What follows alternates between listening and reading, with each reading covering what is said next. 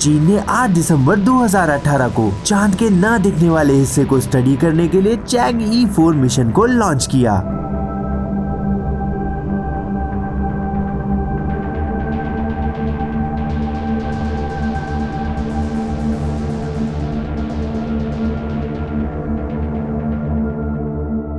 और 3 जनवरी 2019 को चैंग-ई 4 ने चंद्रमा की दूसरी ओर की सतह को सफलतापूर्वक छुआ और वहां से तस्वीरें भी भेजी।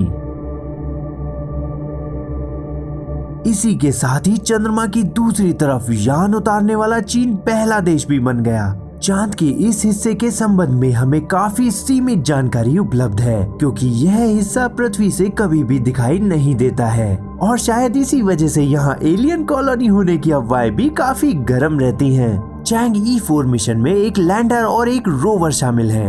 रोवर यहाँ की मिट्टी में मौजूद खनिज पदार्थों की जांच करेगा और ये भी पता लगाएगा कि चांद के दूसरी ओर पानी है या नहीं। और ये ही नहीं, ऐसा पहली बार होने जा रहा है कि मून पर कोई बायोलॉजिकल एक्सपेरिमेंट किया जा रहा हो। इस मिशन के लिए चोंगक्विंग यूनिवर्सिटी के रिसर्चर्स ने एक एल्यूमिनियम कंटेनर को भी मून पर भेजा है। इस कंटेनर के अंदर कुछ पौधों जैसे कि कॉटन, पोटैटो, रेप सीड्स और अरेबिडोप्सिस के बीजों को रखा गया है, क्योंकि ये सब फास्ट ग्रोइंग प्लांट्स हैं। इसके अलावा ईस्ट और फ्रूट फ्लाई के अंडों को भी इसमें शामिल किया गया है। इन बीजों से बनने वाले पौधों के लिए इसमें पानी और पोषक तत्व भी डाले गए हैं।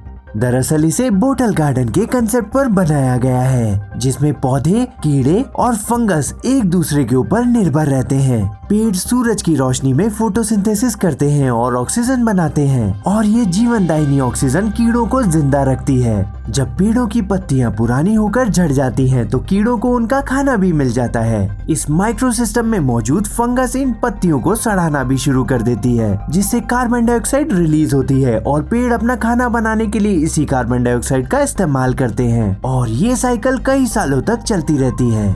हमारे लिए ये मिशन बहुत महत्वपूर्ण और आशाओं से भरा हुआ है। हमारे लिए ये जानना बहुत जरूरी है कि चांद पर जीवन मुमकिन भी है या नहीं, क्योंकि धरती के मुकाबले चांद की ग्रेविटी केवल 16% है। एटमॉस्फेयर ना होने की वजह से वहाँ रेडिएशन का स्तर भी काफी ज्यादा है। चांद का तापमान न्यूनतम -100 डिग्री सेल्सियस और अधिकतम तापमान 100 डिग्री सेल्सियस तक रहता है। इसी वजह से अब तक यही माना जाता था कि चांद पर जीवन का फलना फूलना काफी मुश्किल साबित हो सकता है। पर 15 जनवरी 2019 को चोंगकिंग यूनिवर्सिटी से आई इस तस्वीर ने दिल को छू लिया। यह तस्वीर कॉटन के उस बीज के अंकुरित होने की है जो हमारी दुनिया के बाहर उस चांद पर पनप रहा है। हमारे लिए ये जानना भी बहुत महत्वपूर्ण होगा कि प्लांट्स के जेनेटिक्स के ऊपर रेडिएशन का क्या प्रभाव होता है। अगर ये मिशन कामयाब रहता है तो मेरी तो यही राय है कि चांद पर आप जमीन खरीद ही लीजिए, क्योंकि जल्दी ही चांद पर मानव बस्तियां बसाई जाएंगी।